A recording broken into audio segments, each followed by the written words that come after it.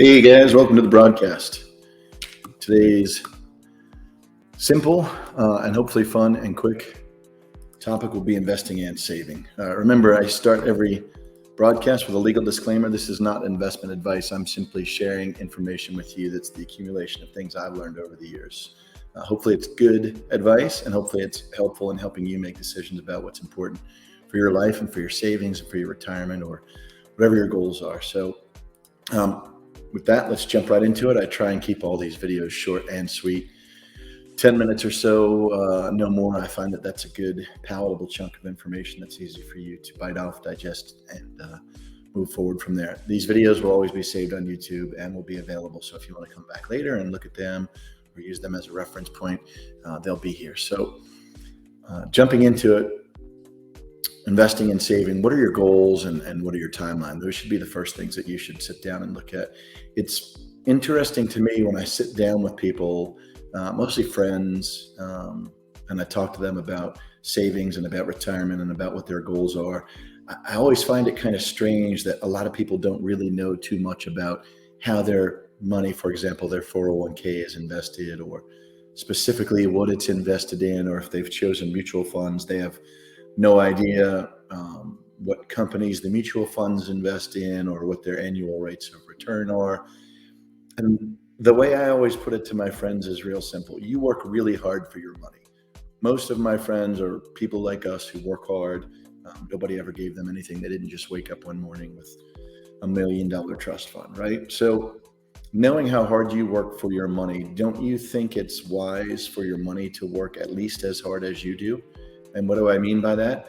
I want to know what the return on my investments are. I want to know what the average annual return is in my retirement account for the different investments that I have. And so a lot of people will give me the excuse, well, I don't really have time to learn these things. I don't want to learn how to invest. I want to pay somebody to do it for me. That's cool. And I appreciate that. And one of the things I'll suggest later on in this video is making sure that you seek good professional advice. But it's not an excuse for you not to understand the basics of the market and at least understand what kind of rates of return you're getting and is your money working hard. I had a friend who I took through this a few years ago, and she had no idea how her retirement savings were. She just told her advisor, I don't want to take any risk, which I think a lot of people sort of have that attitude, right? If I'm putting money into this account, I don't want to lose it. But the investment advisor, who, upon her advice of not taking any risk, put her in the safest, most basic, barely any kind of interest yielding accounts that he could. And as a result of that, my friend barely kept up with the rate of inflation. And after, I don't want to talk about the amount of money, but after years and years of savings, she barely had a little bit more than the amount of money she had contributed. And so I think the first thing you need to think about when you're developing any kind of a plan is, number one, what are my goals? And what's the timeline that I have? If I'm 50 years old and I want to retire in 15 years, that gives me a realistic time frame of how much time I have to work with and how much money I have to save between now and when I retire. Again, legal disclaimer, not investment advice. I'm just sharing information with you, but keep that in the back of your mind. So knowing what your goals are and knowing what the timeline is that you have, I think it's important to also ask yourself, are they realistic? If I want to retire in 15 years and I want to have $1 million in my savings account and I'm just starting today, is it realistic that I could have $1 million in my account? And will that be enough to support my lifestyle when I do retire? So that's the basics. And you'd be surprised how many people can't answer these questions. They don't know what their annual rate of return is, how it's being invested, and how they're saving. So that leads me to my next point, which I always bring up. Make sure that you do seek professional advice. The worst thing that I hear all the time is, oh, my buddy told me I should buy this, or what do you think about this crypto? Should I put a little bit of money in this? I heard it's going to take off. With all due respect to your friends who maybe they've had good luck and I'm hoping they're smart and they're well-versed, if they're not professional investment advisors who are on the right track to help you deliver the kind of returns you want in the time frame you want, meeting your risk versus reward profile, and they don't understand your complete picture, it's probably best to stay away from tips from your friends. I'm sure they have your best interests at heart, but they're not professionals who earn a living from helping people understand how to save for their retirement or their college education for their kids, or their vacation home, whatever it is that their goals are. So you'll never do wrong by seeking investment advice from somebody who is a professional. We'll talk later on in other videos about what you may want to look for when you evaluate the capabilities of different investment professionals, the different firms that are out there, and the types of advice that they offer. I was at one time registered with a Series 7, a Series 63, a 65, life insurance, health insurance, et cetera. So I do have some familiarity with this space. And again, while I am not providing you with investment advice, I'm sharing information that's taken me a long time to learn. And I've had to learn a lot of these things the hard way by just doing them myself and making mistakes, doing some things right, doing some things wrong. So keep that in mind. Seek professional advice. So we've established what are your goals and what are the timelines that you have.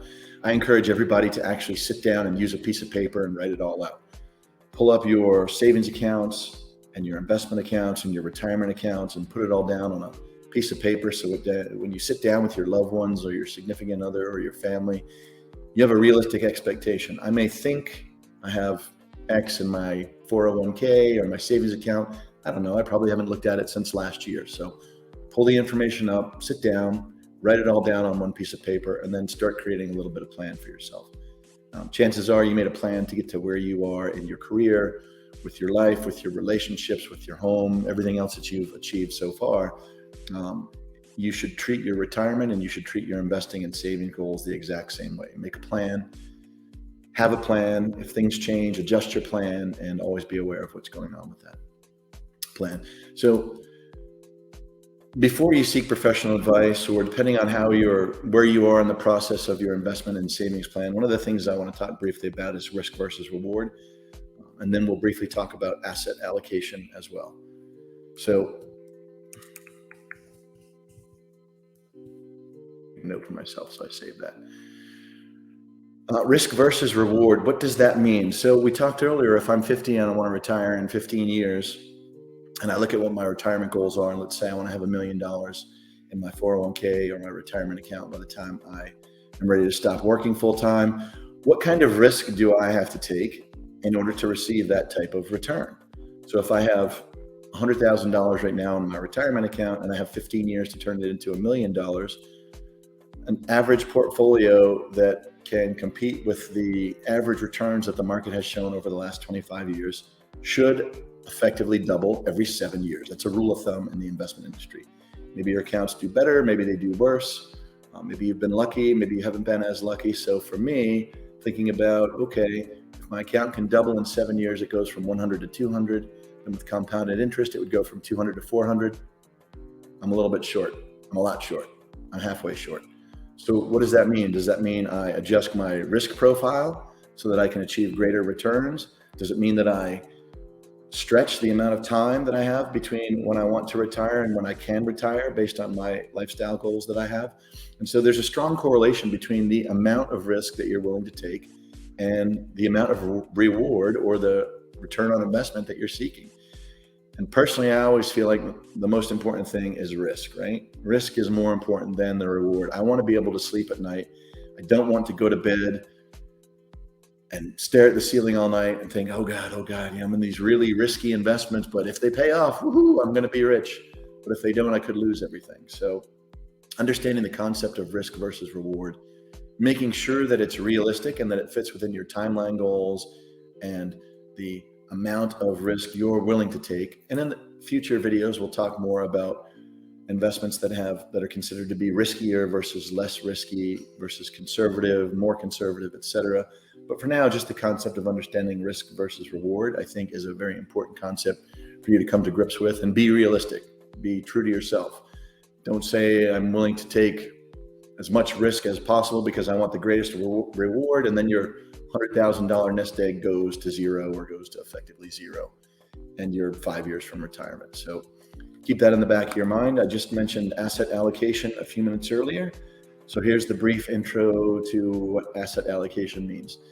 In a traditional investment account, assuming that you're investing your money traditionally through a retirement plan at work or on your own or in your own investment account, however it is that you're saving your money, a traditional asset allocation of a portfolio would look something like this. Let's say I've got that $100,000. for discussions purposes that we had mentioned earlier. A percentage of that money would be invested in equities, in some form of equities, which is typically in the stock market, through the exchange, in large cap companies, medium cap companies, small cap companies, international, et cetera. So I would have a percentage of my savings or my investments in equities, which are stocks. Then I would have a percentage of my portfolio in fixed income, which would typically be something like bonds. They could be corporate bonds, they could be US Treasury bills, it could be something that is typically considered more conservative than equities. And the reason we call it fixed income is because a bond typically provides some kind of a yield, 5%, 6%, 7%, 8%, 9%. The higher the yield, typically a little bit more risk that's usually associated with it. But why is it called fixed income? Because if I invest $10,000 in a fixed income instrument at a 7% interest rate on an annual percentage basis, I know at the end of the year, I'll make $700 as my return on that investment. So that's why it's called fixed income, because there's usually a fixed price or a fixed rate of return that you can expect to receive. So now we've got, in my asset allocation portfolio, I've got equities, which can vary in risk. I've got fixed income, which is typically a little bit more conservative, but provides me with something that is more of a guaranteed rate of return. And then I usually have cash. And depending on what my asset allocation strategy looks like, based on my risk versus reward profile, I may have anywhere from 2% to 10% of my portfolio in cash. It just depends on what my personal goals are and my risk versus reward profile is.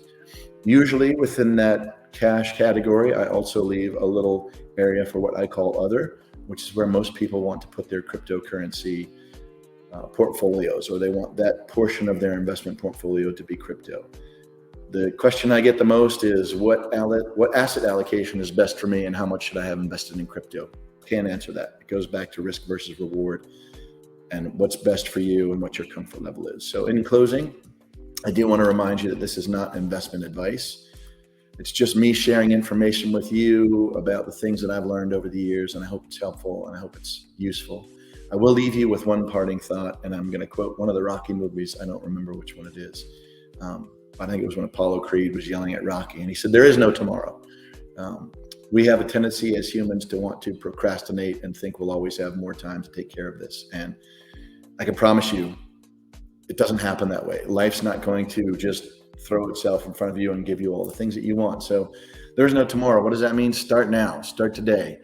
Open up an account. Open up a savings account. Open up an investment account. Ask the person at your office who's responsible for your retirement account to help you figure out how to log in and download the latest statements so that you're aware of where you are and what's going on. Take control of your life. Make your money work as hard for you as you did to get that money. And on that note, I'll let you guys go. Thanks a lot. I hope you've enjoyed this basic intro to investing and savings. Take care and stay safe. Peace out.